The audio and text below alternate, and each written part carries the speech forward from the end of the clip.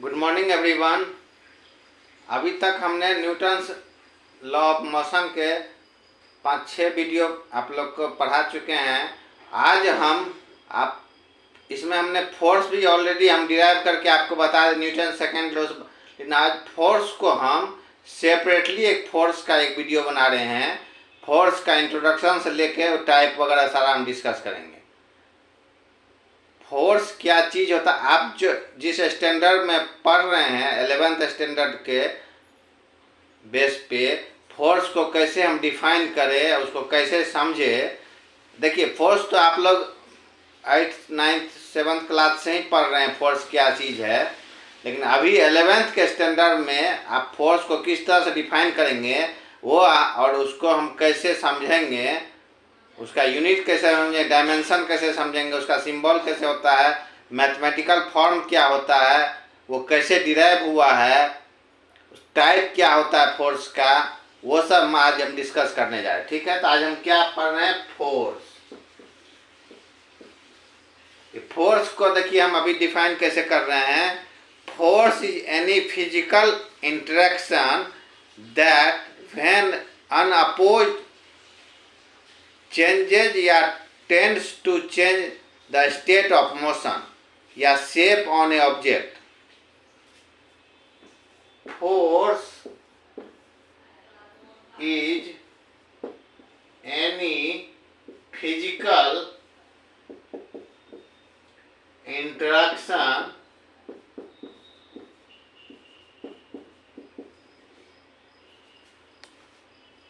that when unopposed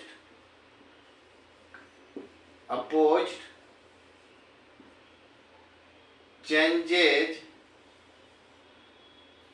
or tends to change the state of motion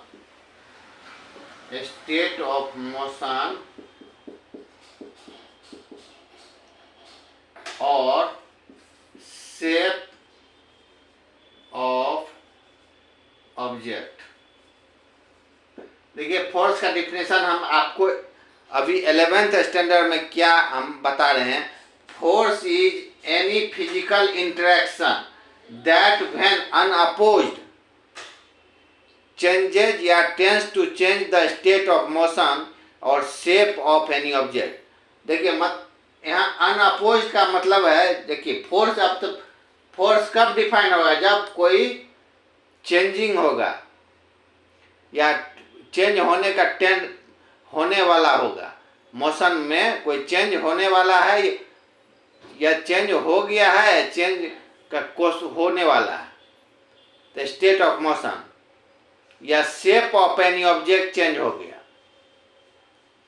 वो कब होगा, जब तक अनअपोज्ड कोई अपोज नहीं, फोर्स को कोई अपोज, सपोज कोई बॉडी है, ऑब्जेक्ट है कोई, इस पे फोर्स लगा इधर से, इसी पे इस साइड से सेम अपोजिट डायरेक्शन में सिमिलर फोर्स लगेगा, तो क्या होगा, ये ऑब्जेक्ट जो है मूव नहीं करेगा, क्योंकि इसको अपोज कर रहा है सिमिलर फोर्स अपोजिट डायरेक्शन।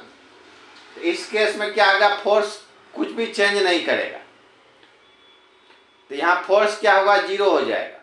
इसलिए डिफिनेशन हम कह रहे हैं, force is any physical interaction that when unopposed, मतलब इसका अपोज कोई नहीं करे उस फोर्स को, तभी चेंज संभव है या टेंड्स टू चेंज होगा द स्टेट ऑफ मोशन या shape on an object.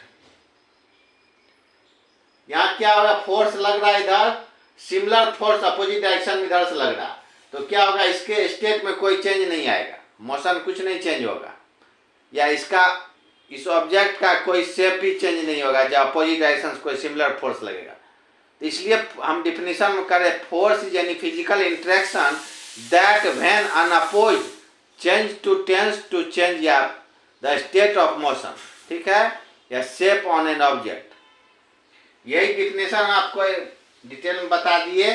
Force यानी physical interaction that when unopposed change या tends to change the state of motion या शेप ऑफ द ऑब्जेक्ट। ठीक है, ये विस्तार में आपका डिफिनेशन हो गया फोर्स का। अब देखिए फोर्स समझने का चीज है, कोई बड़ी चीज नहीं है ये डिफिनेशन याद करना। ठीक है, आपको फोर्स का डिफिनेशन किसी भी 11th स्टैंडर्ड के बुक में आपको इस तरह का मिल जाएगा। ठीक है, अब टर्म में थोड़ा बहुत अंतर होगा, सब फोर्स का डिफिनेशन आपको समझ आना चाहिए कंसेप्ट। ठीक है, अब देखिए आगे हम अब फोर्स के और डिटेल में समझते हैं।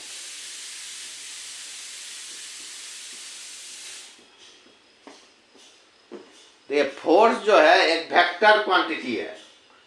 Force is vector quantity. Vector quantity क्यों होता है? जिस क्वांटिटी में मैग्नीट्यूड और डायरेक्शन दोनों होता है वही वेक्टर क्वांटिटी है। इसलिए फोर्स में जो है मैग्नीट्यूड एंड डायरेक्शन बोथ है।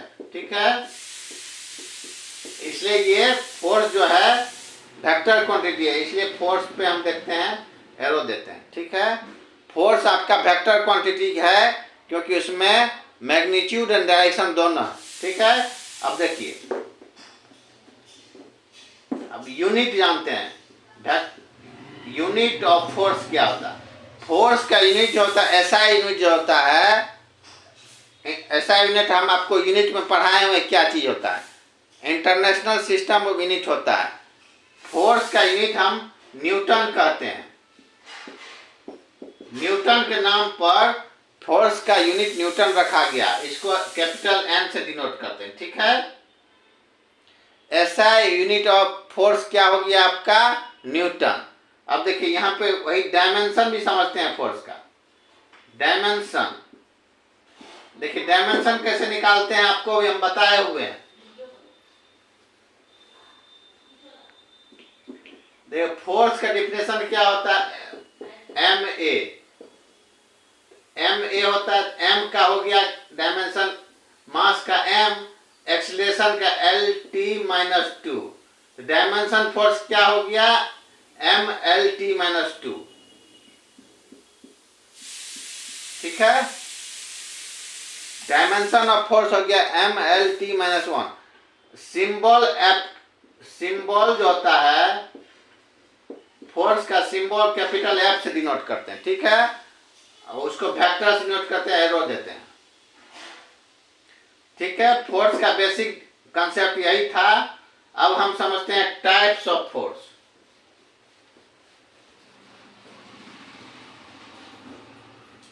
देखिए मुख्यतः टाइप्स ऑफ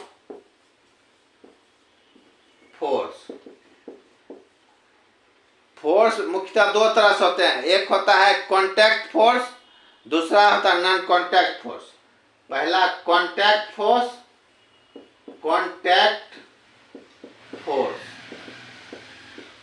ठीक है। अब कॉन्टैक्ट फोर्स क्या होता है? कॉन्टैक्ट फोर्स रिक्वायर्ड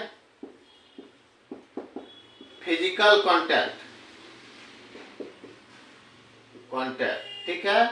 वैसा फोर्स जहां फिजिकल कॉन्टैक्ट का रिक्वायरमेंट होता है उसको कॉन्टैक्ट फोर्स कहते हैं।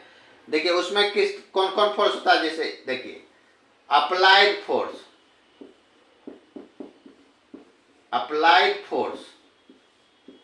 जब हम किसी चीज को पुश या पुल करते हैं तो वहां क्या कॉन्टैक्ट बन रहा है, कोई ऑब्जेक्ट को हम जैसे इस बोर्ड को हम पुश कर रहे हैं, यहाँ हम कॉन्टैक्ट कर रहे हैं बोर्ड को, ठीक है। इस तरह का फोर्स अप्लाइड फोर्स हुआ, ठीक है। दूसरा देखिए फ्रिक्शन फोर्स क्या होता है? जब दो सरफेस के बीच का फोर्स होता है तो दोनों सरफेस में कांटेक्ट होता है, ठीक है, उसको फ्रिक्शन फोर्स कहते हैं। और फोर्स देखिए स्प्रिंग फोर्स, ये सब टाइप है फोर्स का, ठीक है। इसको सेपरेटली हम पढ़ेंगे सारे टाइप को। फ्रिक्शन फोर्स भी कांटेक्ट फोर्स के टाइप में आता है, ठीक है। फ्रिक्शन फोर्स हो गया क्योंकि वो दो सरफेस के कांटेक्ट में रहता है तभी फ्रिक्शन फोर्स जनरेट होता है, ठीक है। स्प्रिंग फोर्स, स्प्रिंग जो को हम जब कंप्रेस करते हैं या खींचते हैं तब उसमें उसके स्प्रिंग द्वारा जो फोर्स जनरेट होता है उसको स्प्रिंग फोर्स कहते हैं, ठीक है। वो भी एक कांटेक्ट फोर्स ही है। और जो है टाइप देखिए एयर रेसिस्टेंट, जब देखिए एयर में कोई चीज जब हम थ्रो करते हैं तो एयर जो है उसको रेसिस्ट कर, मोशन को रेसिस्ट करता है, तो वो जो जिस फोर्स से रेसिस्ट करता है उसको एयर रेसिस्टेंट कहते हैं। तो वो भी एक टाइप का फोर्स ही है, उसको डायरेक्ट फोर्स भी कहते हैं। तो एयर अपना प्रेशर डालता है, फोर्स डालता है किसी ऑब्जेक्ट पे, उसके मोशन का अपोजिट। एयर रेसिस्टेंस फोर्स भी जो है एक कांटेक्ट फोर्स, क्योंकि उस ऑब्जेक्ट के कांटेक्ट में आता है फोर्स, ठीक है। ये कुछ हम आपको डिस्कस किए कांटेक्ट फोर्स का। फिर जो फोर्स का टाइप है कांटेक्ट फोर्स, उसमें कौन कौन applied force, friction force, normal force एक होता है। एक नॉर्मल फोर्स होता है। देखिए नॉर्मल फोर्स क्या होता है, जब कोई ऑब्जेक्ट किसी सरफेस पर होता है तो सरफेस के परपेंडिकुलर ऊपर एक फोर्स लगता है, उसको नॉर्मल फोर्स कहते हैं। जैसे किसी टेबल, जैसे ये टेस्टर इस पे रखा हुआ है, क्या है ये जो है नीचे से एक फोर्स लगता है जो कि इसको बैलेंस में रखता है, उसको नॉर्मल फोर्स कहते हैं।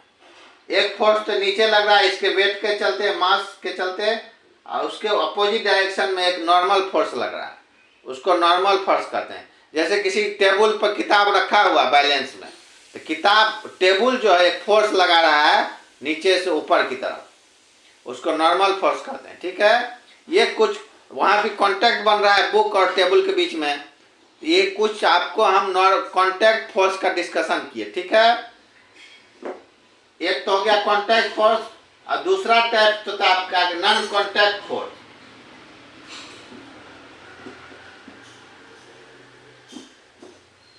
देखिए नॉन कांटेक्ट फोर्स, जैसा कि नाम से ही पता चला नॉन कांटेक्ट, जहां की कांटेक्ट नहीं होता। ये इस तरह के कौन कौन फोर्स होता है, देखिए ग्रेविटेशनल फोर्स। ग्रेविटेशनल फोर्स भी आप लोग पहले क्लास में पढ़े होंगे, वहां कोई कांटेक्ट नहीं होता है। आप किसी छत पर से कुछ गिरा दीजिए तो ग्रेविटेशनल फोर्स चलते वो, देखिए हम छत पे से कुछ गिरा रहे हैं, वहां तक कोई फोर्स कांटेक्ट में नहीं आया, तब पर भी वो जमीन पे आके गिर जाएगा। फोर्स लग रहा है उस पे कुछ ऑब्जेक्ट पे, लेकिन बिना कांटेक्ट के। Gravitational force non contact force हो गया। और होता है इलेक्ट्रोस्टैटिक फोर्स। इलेक्ट्रोस्टैटिक फोर्स,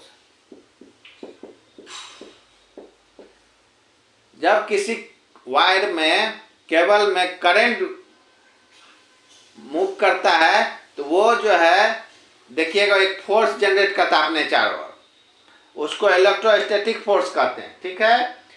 ये भी नॉन कांटेक्ट होता है, इसमें बिना कांटेक्ट ही अपने तरफ वो अट्रैक्ट कर लेता है, ये भी नॉन कांटेक्ट फोर्स हो गया।